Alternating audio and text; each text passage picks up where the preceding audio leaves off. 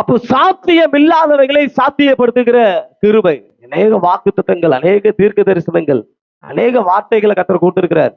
எதுவுமே இன்னும் நடக்கல, அதுக்கு உண்டான சாத்தியக்கூறே இல்லை அப்படின்னு உட்கார்ந்து இருப்பீங்க. நான் இன்னைக்கு கர்த்தருடைய ஆவியானவங்களை பார்த்து சொல்றேன், இல்ல, சாத்தியம் இல்லாதவைகள் உங்க வாழ்க்கையில சாத்தியமாய் மாறும்.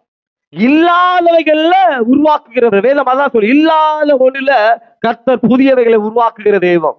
அதான் ஏசாயாவில் வாசிக்கிறோம், இதோ புதிய காரியத்தை செய்கிறேன், பழையவைகள் எல்லாம் ஒளிந்து போயின. பழைய காரியங்களை மறந்து புதியவைகளை நோக்கி நடந்து போங்க. அவர் நாமம் அதிசயமானவர். அவர் மரித்து போன தெய்வத்தை நீங்கள் ஆராதிக்கவில்லை. மரித்தேன், ஆனால் சதா காலங்களிலும் உயிரோடு இருக்கிறேன் என்று சொன்ன தெய்வத்தை ஆராதி. அவர் நாமம் அதிசயமானவர். அப்ப அர்த்தம் என்ன? அதிசயமானவைகளை செய்வாராம். அப்ப இது இல்ல, இது நடக்கல, இது உள்ள டாக்டர்கள் சொல்லுவாங்க, இதெல்லாம் முடியாதுப்பா, இதெல்லாம் முடியாதுப்பா. ஆண்டவர் சொல்லுவாரு, செத்து போன சாராளுடைய கர்ப்பத்துல கர்த்தர் புதிய காரியத்தை செஞ்சிருப்பார்னா, இன்னைக்கு நான் அவங்கள பார்த்து சொல்றேன், உன் வாழ்க்கையில புதியவைகளை கர்த்தர் செய்வார். செத்து போன சாராளுடைய கர்ப்பம் உயிர்ப்பிக்கப்பட்டது.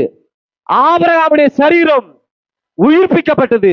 வாழ்க்கையும் உயிர்ப்பிக்கப்படும்.